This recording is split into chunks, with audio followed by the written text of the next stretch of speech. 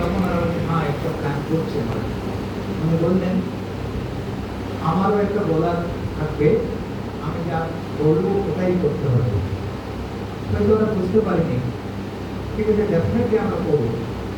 উনি বললেন আমি যা বলবো করতে ওটাই করতে হবে, কথা দিতে হবে, ঠিক আছে। উনি বলছেন স্বামীজির আহ্বান বলে যে বই আছে, প্রত্যেক ছাত্রছাত্রীদেরকে দিতে হবে। Vivekananda is called to the nation বলে যে বই আছে, আমার বাংলাতে স্বামীজির আহ্বান আছে। উনি বলছেন আমার এক কাপ চাও দরকার নেই, আমি যে বই থেকে আমি ইন্সপিরেশন নিয়েছি, আমি ওনাকে নিয়ে সারা জীবন কাজ করছি, আমি আনন্দ পেয়েছি, ওই বইটাই আমি প্রত্যেক ছাত্রীদেরকে দিতে চাই। এটা হলো আমার বিদায় দেওয়ার জন্য যে আপনার ফাংশন অ্যারেঞ্জ করছেন, অর্গানাইজ করছেন ওটা। এরকম স্বামীজিকে পড়লে কি হতে পারে। সুনীল বলে একটা ভদ্রলোক আছে, ছোটবেলাতে স্বামী আত্মানন্দজি মারা গিয়েছিলেন রায়পুরে। উনি নারায়ণপুর আশ্রমের ফাউন্ডার, নারায়ণপুরে জঙ্গলে আশ্রম আছে। ওনার মানে সংস্পর্শে ব্যক্তি এসেছেন, স্বামীজির লিটারেচারটা উনি সেল করতেন সাইকেল নিয়ে। আলটিমেটলি একটা গাড়ি আছে, উনি গাড়িতেই থাকেন, থাকার ব্যবস্থা আছে, গাড়িতেই রান্না করার ব্যবস্থা আছে। ও লিটারেচার নিয়ে সারা জীবন মানে ওনার কাজটাই হলো স্বামীজির লিটারেচারটা প্রত্যেক দ্বারে দ্বারে নিয়ে যাওয়া, সারা জীবন করছে। আমি তাঞ্জাউর বলে আপনার তামিলনাড়ুতে আছে ফেমাস মন্দির আছে, ওখানে আশ্রমে গিয়েছিলাম।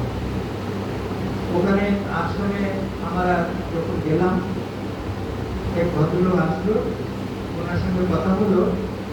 উনি রিক্সা পুল্লার অটো চালক উনি। ওখানে যখন আমার গিয়েছে, ওখানে একজন ভদ্রমহিলা ছিলেন, ওনার নামটা আমার মনে নেই। তো ছোট্ট আশ্রম ছিল, এখন আমাদেরই আশ্রম হয়েছে, তখন প্রাইভেট আশ্রম ছিল ওটা। আমি 2008 কি 2007 গিয়েছিলাম। তো উনি বললেন তিনি সারা দিন কাজ করেন, ইউনিক হলে প্রেয়ার টাইম হলে কিন্তু উনি আশ্রমে আসেন। উনি কিন্তু সরকার কোনো কিন্তু লোককে নিয়ে যায় না। আশ্রমে যারা আছে, আশ্রমের কাজের জন্য যে রিলেটেড কাজ থাকে, ওদেরকে কিন্তু ফ্রিলি সার্ভিস দেন। একজন গরিব লোক, উনি কিন্তু এই কাজটা করছেন বিবেকানন্দকে অধ্যয়ন করে। আর একটা এক্সাম্পল, আমরা যখন ব্রাত নিয়ে গেলাম 6 ফেব্রুয়ারি 2012 আমি গিয়েছিলাম একটা গ্রামে, একটা অরফানেজে আমাদেরকে রাখা হয়েছিল। বলতে গেলে ওরা ফিজিক্যালি হ্যান্ডিক্যাপ ছেলেরা আছে, ওরা আছে। আমরা চিন্তা করলাম কিরকম একটা জায়গাতে নিয়ে যাচ্ছে, আমরা টায়ার্ড হয়েছি, এখানে শোয়ার কোনো ব্যবস্থাগুলি যদি থাকে, এরকম একটা আমার যাচ্ছি প্ল্যান করে, মাথাতে আছে মানে চিন্তাটা কেরকম আমাদের রেস্ট হবে। আমার সঙ্গে তো অনেক লোক থাকতো, দুটো গাড়ি থাকতো, এখানে যে আছে দেখেন রাত একটা আছে, দেবে করে নিয়ে আসছে, এরকম 12 থেকে 14 লোক আমরা থাকতাম। বড় বড় লোক, ওরা অনেক জীবনে কিন্তু অনেক বড় বড় কাজ করে এসছে। ওরা একটা হাইফাই লোক থাকলেও কিন্তু আমাদের সঙ্গে গ্রামে যেত। আমি ওদেরও চিন্তা করছি, আমাদেরও চিন্তা করা হচ্ছে। আলটিমেটলি আমরা গেলাম, খুব সুন্দর নিট অ্যান্ড ক্লিন। একটা লোক মশারি লাগাচ্ছেন, জল নিয়ে এসে রাখছেন, ঝাড়ু মানে ক্লিন করছেন, এভরিথিং নিট অ্যান্ড ক্লিন আছে। ওনাকে আমি জিজ্ঞেস করলাম এখানে ফাউন্ডারকে, সেক্রেটারিকে, আমি ঠিক উত্তর দিচ্ছে না। আমি কিন্তু ছাড়ছি না, পরে উনি পার্সোনালি ওটা দিলেন না। পরে জানতে পারলাম উনি ফাউন্ডার, উনি সেক্রেটারি। ওখানে বিল্ডিং করেছেন, ওখানে ওনার ফ্যামিলিকে রেখেছেন, ওনার মিসেস আছে, ওনার ভাই বউ আছে, আর উনি আছেন, ওনার ছেলে একটা আছে, ওনার মানে মেয়ে একটা আছে, উনি চালাচ্ছেন। আমি ওনাকে জিজ্ঞাসা করলাম ফান্ড কোথা থেকে আসে। খুব ইন্টারেস্টিং আনসারটা পেলাম। ওটা কিন্তু উনি চেক করে উনি অহংকারের মতন বলছে না, কিন্তু অনেক আমাকে মেহনত করতে হয়েছে ওনার মুখ থেকে কথাগুলি বের করার জন্য। উনি বলছেন মহারাজ, আমি ছোটবেলাতে আমার বাবার বিবেকানন্দের বই দিয়েছিলেন। ও বইটা পড়ে আমি খুব ইন্সপায়ার হলাম। তখন ঠিক করলাম ভবিষ্যতে আমি বড় হয় স্বামী বিবেকানন্দকে নিয়ে কাজ করব, মানুষকে সেবা করব। আমার ঘরটা ছোট ঘর না থাকে, আমার ঘরটা বড় ঘর থাকে, সবাইকে নিয়ে একটা ঘর করব। এই চিন্তাতেই আলটিমেটলি এটা তৈরি করা হয়েছে। আমি রেলওয়েতে চাকরি করি, আমার মিসেস একটা স্কুলের টিচার, ওনার 50% আর আমার 50% মিলে যা টাকা হয় ওতেই কিন্তু এটা হয়। আর অনেক গ্রামের লোক আমাদেরকে চাল ডাল জিনিস দেয়। কত ইন্সপায়ারিং কথা দেখুন, মানুষ নিজের সুখটা ত্যাগ করে অপরের সঙ্গে থাকছেন, ওদের সঙ্গে খাচ্ছেন, ওদের সঙ্গে থাকছেন, ওদের নিয়ে চিন্তা করছেন। তঞ্জাওয়ার যে বললাম আর একটা খুব ইন্সপায়ারিং। আমার দুপুরবেলা চেন্নাই মাঠ থেকে একজন মারা গিয়েছিল, আমার সঙ্গে একটা জায়গাতে খাওয়ার ব্যবস্থা করা হলো। ও বাড়িতে আমরা গেলাম, একটা ছেলে আছে, ওর মা আছে, আমাদেরকে ভাত আছে, ওখানে সবজি দিয়ে যেরকম তরকারি থাকে বা সাম্বারের মতো থাকে, একটা পায়েস মতো ছিল, চালে মোটা চালে খুব সুন্দর খুবই টেস্টি। এরকম 3-4টা আইটেম আমরা সার্ভ করবো। তখন ওর মারা বলছে এটা আমাদের জন্য এটা করা হয়নি, এখানে more than 200-300 স্টুডেন্টদেরকে প্রত্যেক দিন ডাব্বা উনি সাপ্লাই করেন। এই ছিল মা রান্না করে দেন, মাকে রান্নাতে হেল্প করে উনি প্যাক করে গরিব ছাত্রীদেরকে উনি লিস্ট করা আছে, ওদেরকে উনি দিয়ে আসেন। ওটাকে সারদা আমরা ছাত্রকে একটা নাম। আমি ওনাকে জিজ্ঞাসা করলাম, উনি বলছেন স্বামী বিবেকানন্দকে পড়ে আমি এটা করছি। তো আমরা যখন বিবেকানন্দকে পড়ি, যে জীবন উদাহরণগুলি কিন্তু আমাদেরকে ইন্সপায়ার করে। এগুলি আমরা যত জানবো, আমার বই থেকে যত ইন্সপিরেশন পায়, এরকম একটা স্বামীজি থেকে ইন্সপিরেশন নিয়েছেন, ওদের জীবনটা যদি দেখি, ওনার সম্বন্ধে যদি জানি, তখন কিন্তু আমার হান্ড্রেডস অফ বুক পড়লে যতটুকু ইন্সপিরেশন পায়, অনেকটা ইন্সপিরেশন এদের থেকে পায়। আমি আশা করবো আপনার এখানে যারা প্রত্যেক লোক এসেছেন, একটু আগে যখন বললাম আমি আপনাদের বাড়ি থেকে তো হয়তো ভাই বোন আমি যারা রেগুলারতে আসতে পারি, আমাদেরকে আমি আসিনি এখানে, আমাদেরকে স্বয়ং স্বামী বিবেকানন্দ নিয়ে এসছেন। একটু আগে বেলুমাটের নির্দেশে ওখানে আমরা দেখলাম মেডিটেশনের কথা, আমাদের যে ইষ্ট দেবতা আছে ওনার উপর মেডিটেশন করা। আমি আপনাদেরকে অনুরোধ করছি কোন দেবতার উপরে ধ্যান করা দরকার নেই, বিবেকানন্দের উপরে আমরা ধ্যান করব। আমরা সবাই অ্যাকসেপ্ট করেছি স্বামী বিবেকানন্দ আমাদের জীবন আদর্শ। একটা জেনারেল কথা লেখা আছে, অনেক লোক আছে ইউথরা হয়তো আমাদেরকে জোর করে করতে হবে, এটা ওরা অ্যাকসেপ্ট না করতে পারে বলে এরকম লেখা থাকতে পারে।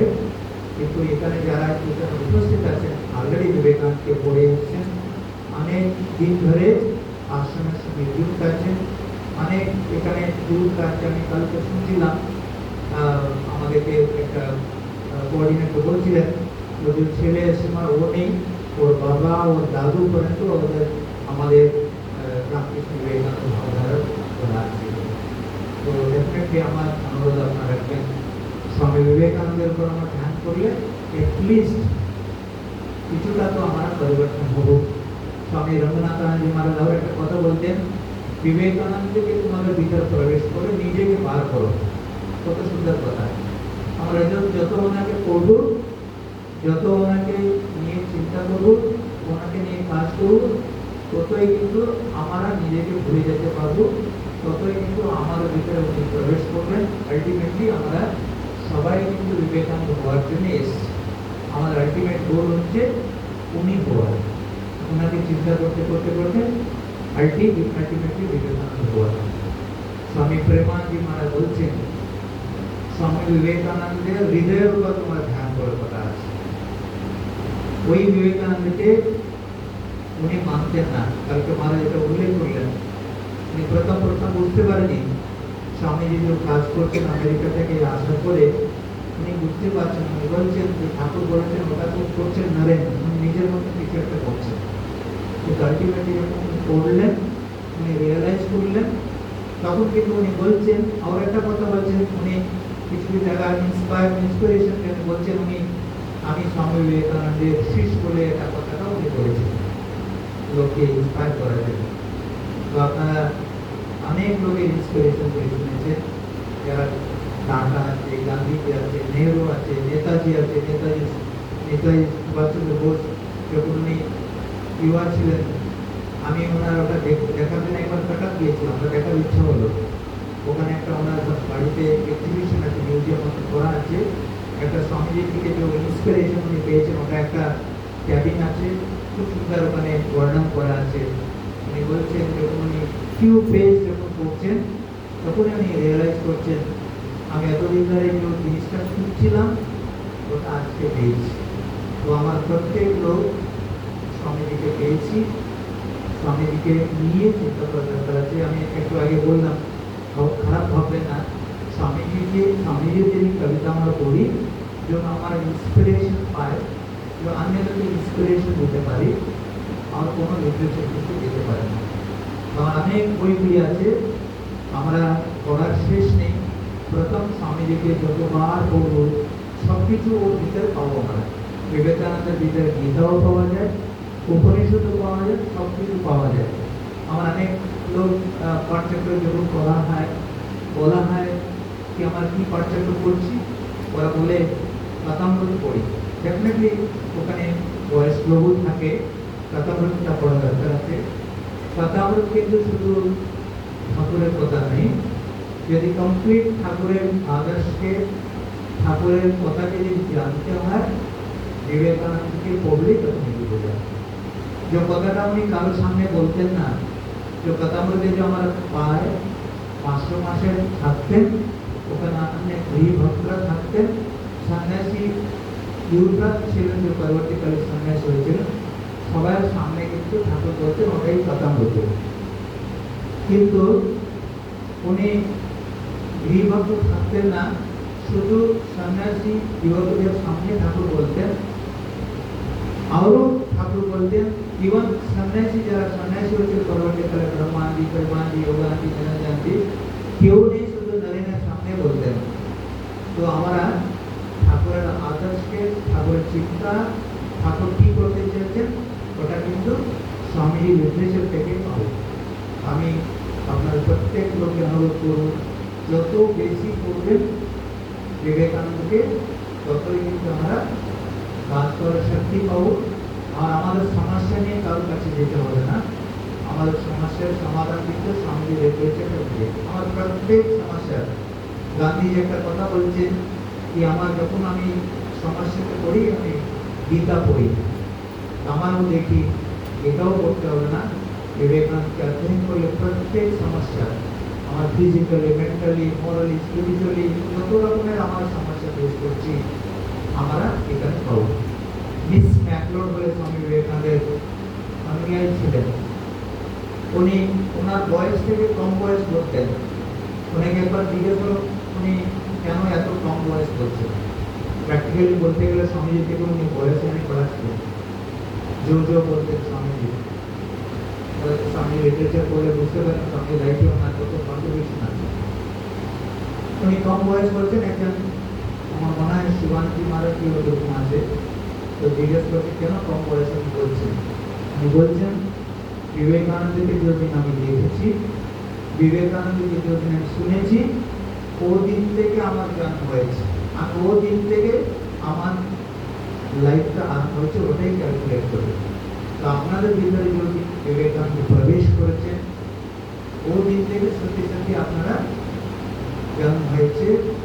আমার এই জ্ঞানটাকে যদি ব্যর্থ না করে আমাদের কল্যাণের জন্য, অন্যের কল্যাণের জন্য, সারা জগতের কল্যাণের জন্য যদি করা হয়, তখন দেখবেন আপনারা এত আনন্দ পাবেন, শান্তি পাবেন, একটা স্যাটিসফ্যাকশন পাবেন, একটা মানে আমি সামথিং একটা গ্রেট জিনিসটা আমি করলাম, এটা আমাদের শুরু।